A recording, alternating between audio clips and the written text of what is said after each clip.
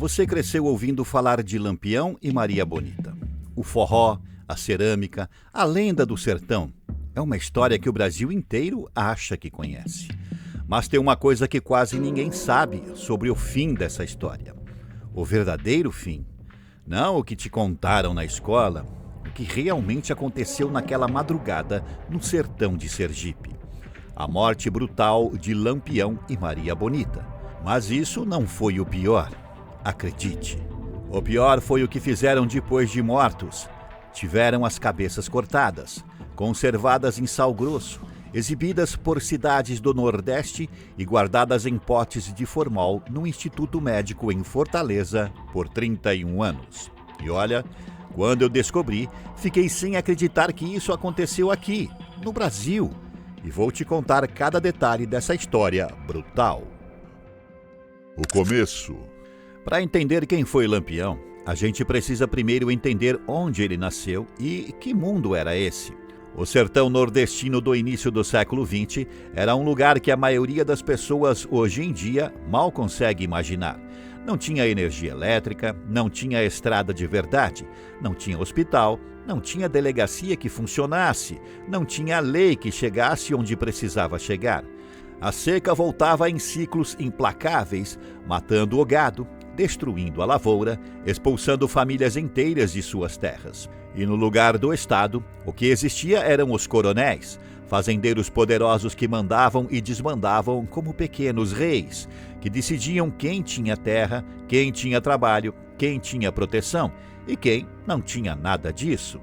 Nesse mundo, a violência não era a exceção, era a regra.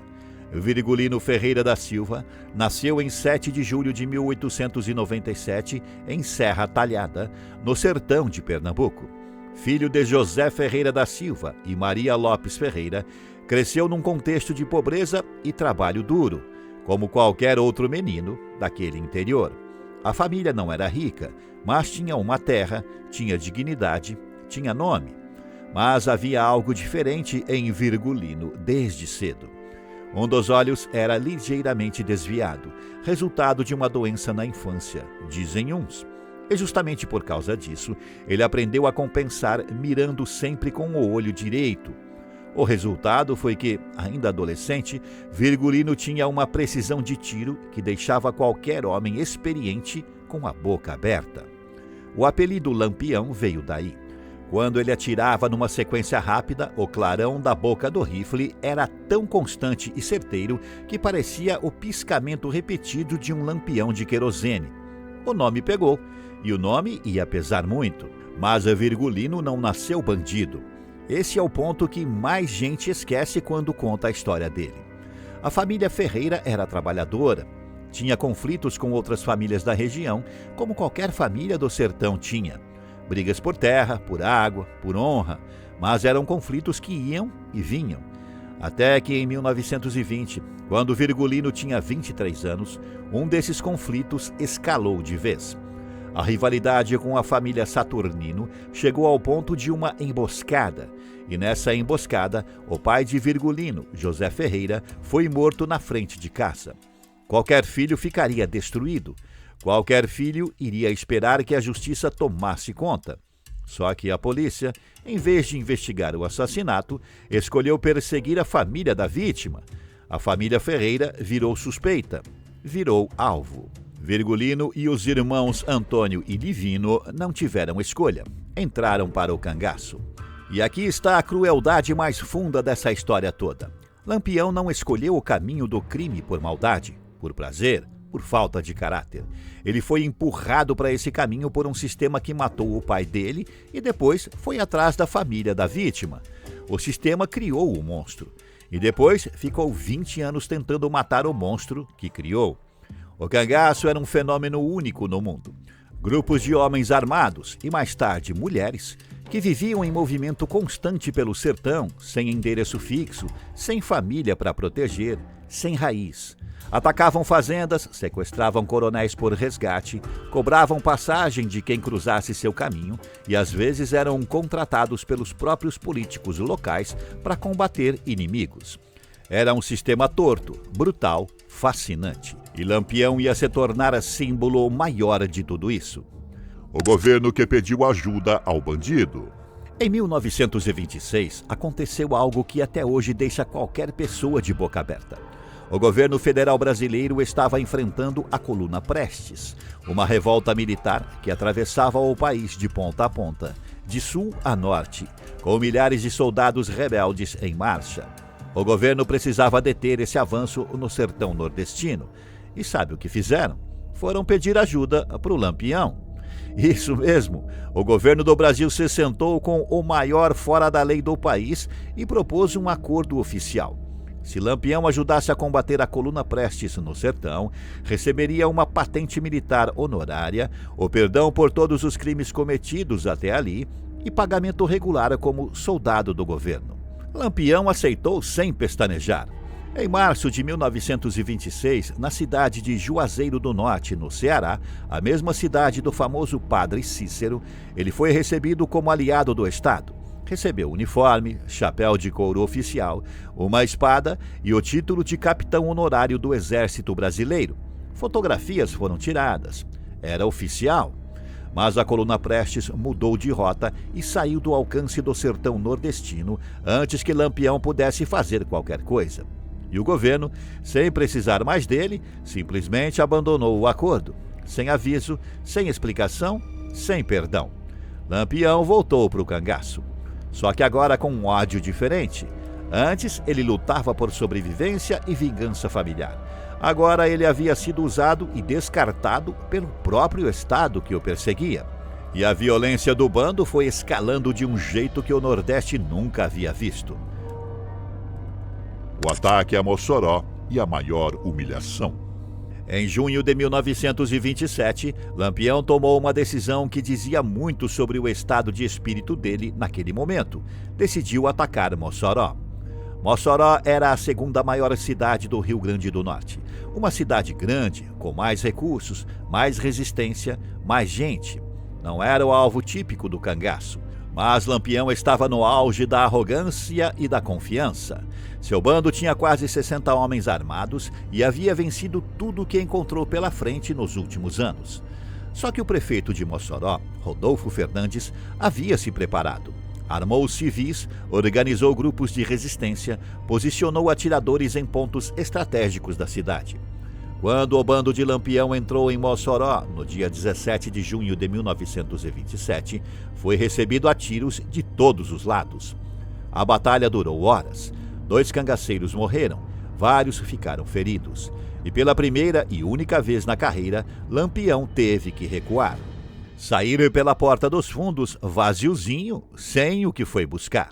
Mossoró comemora isso até hoje. Todo ano, em junho, a cidade encena a batalha em apresentações de teatro que duram dias. É a única cidade do Nordeste que pode dizer que botou o Lampião para correr. Mas o fracasso de Mossoró não diminuiu o terror que o nome dele causava. Porque quando o Lampião conseguia o que queria, os resultados eram devastadores. Cidades menores, que não tinham como resistir, viviam com o medo constante de acordar com o bando batendo na porta.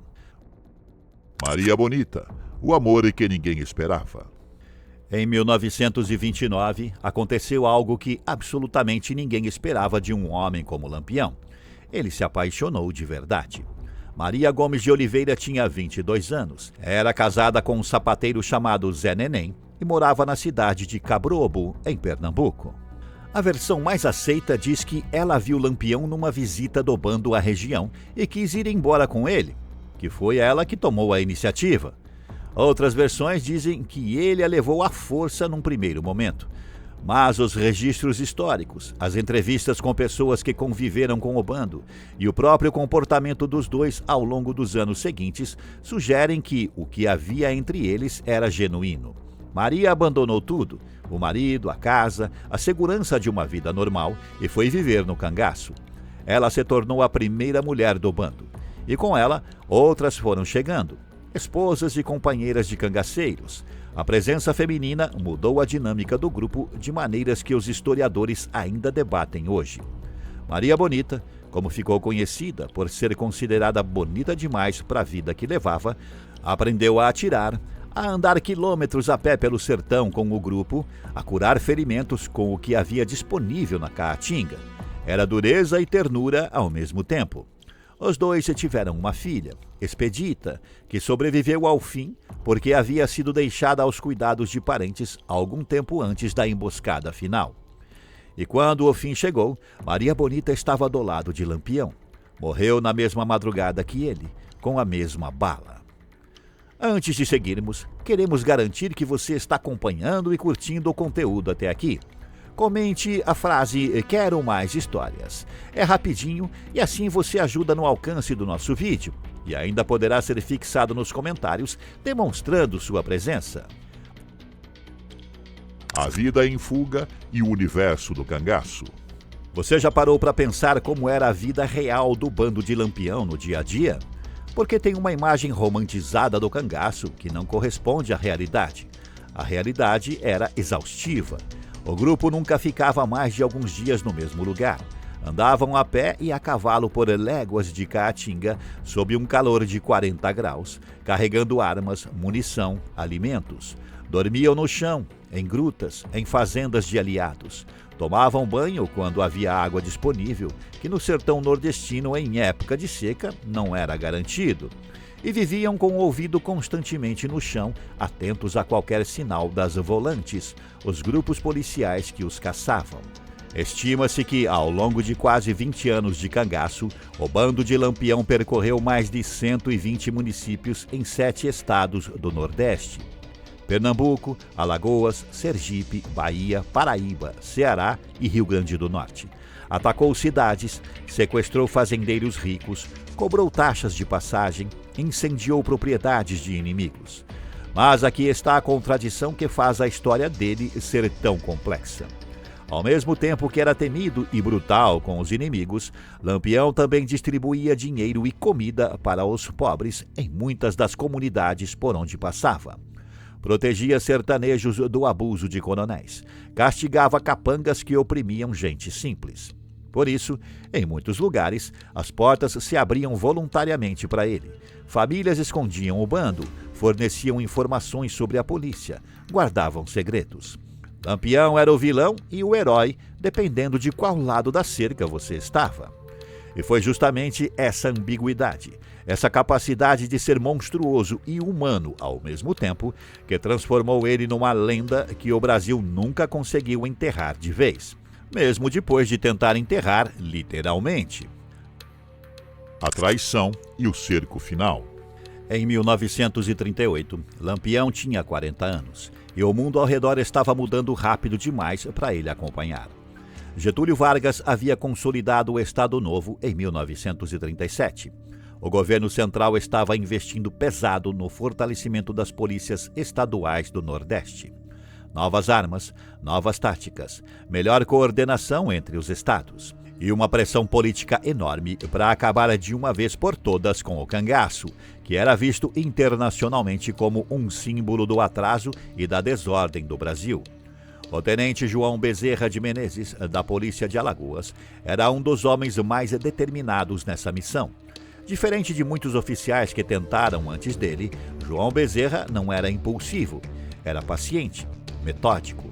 Sabia que, para pegar Lampião, não bastava força bruta, precisava de inteligência de campo. Durante meses, ele foi construindo uma rede de informantes dentro do próprio sertão. E então chegou o nome que mudou tudo. Um homem chamado Autoritário Nogueira, que havia tido contato com o bando e sabia dos movimentos do grupo, entregou a localização exata. Lampião e aproximadamente 30 cangaceiros estavam acampados na fazenda Angicos, no município de Poço Redondo, em Sergipe, às margens do rio São Francisco. João Bezerra não desperdiçou a informação. Montou uma operação com 80 soldados divididos em 3 grupos de cerco. A ordem era atacar antes do amanhecer, quando o bando estivesse dormindo, e bloquear todas as saídas possíveis.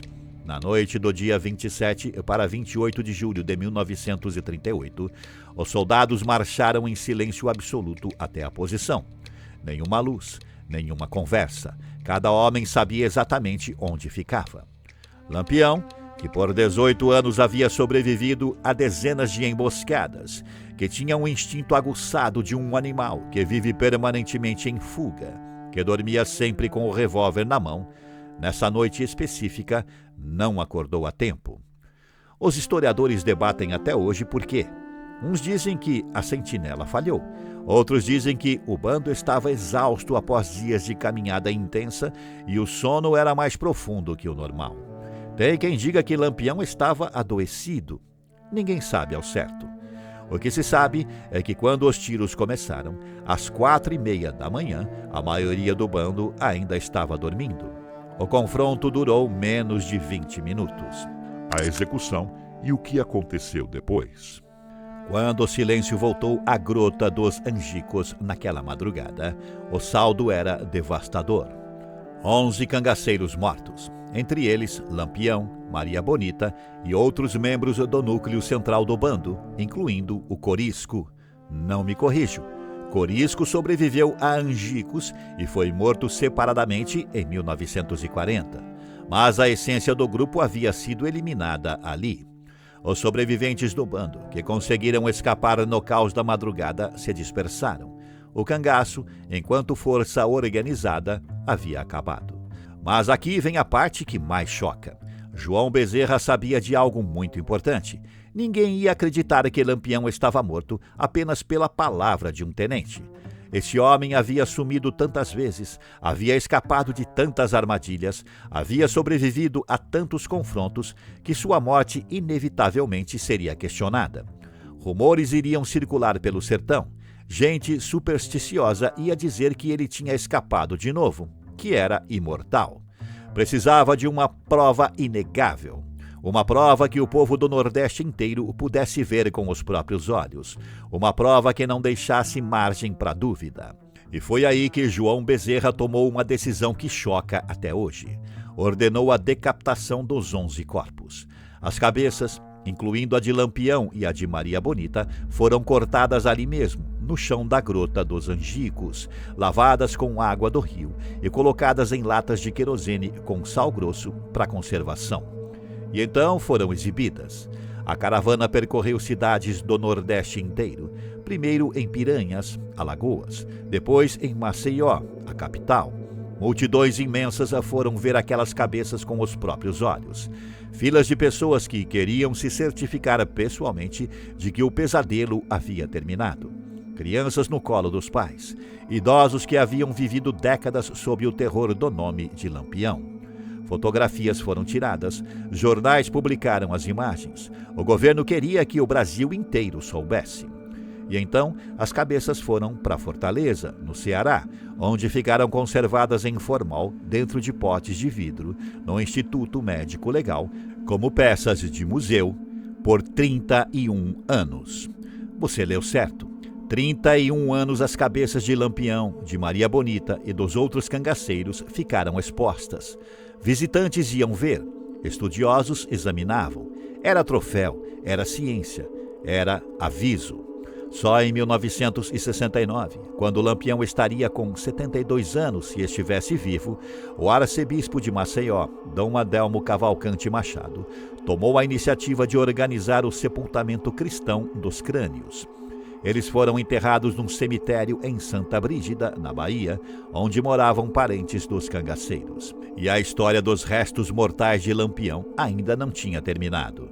Em 2019, 81 anos após a morte dele, os restos mortais de Lampião e Maria Bonita foram transferidos para o Memorial do Cangaço, em Serra Talhada, Pernambuco, a cidade onde Virgulino Ferreira nasceu. 81 anos depois de morrer e ser decapitado no sertão de Sergipe, Lampião voltou para casa. Você acha que essa é a história de um monstro? Ou de um homem que foi fabricado monstro por um sistema que nunca lhe deu outra opção? A gente viu como um menino pobre de Serra Talhada virou o homem mais temido do Nordeste. Como o governo o usou e descartou. Como ele encontrou amor numa vida sem espaço para ternura. E como terminou decapitado, com a cabeça dentro de um pote de vidro, por 31 anos. Lampião morreu em 1938. A lenda nunca morreu. Mas deixa eu te fazer uma pergunta antes de você fechar esse vídeo. Se você nascesse no sertão de 1920, filho de um pai assassinado, perseguido pela mesma polícia que deveria te proteger, você teria feito diferente? E outra, o que o governo fez com o corpo dele? Foi justiça ou foi vingança? Existe diferença? Comenta aqui embaixo o que você acha, porque essa história não tem resposta certa. E é exatamente por isso que ela ainda incomoda tanto. Se você gostou dessa história, comente a frase "Quero mais histórias". É rapidinho e assim você ajuda no alcance do nosso vídeo e ainda poderá ser fixado nos comentários demonstrando sua presença. E não esqueça de mostrar seu apoio clicando no botão de like e se inscrevendo logo abaixo. Isso nos ajuda a saber que estamos no caminho certo. Agora, fique com o vídeo que está aparecendo na sua tela de recomendações. Até a próxima!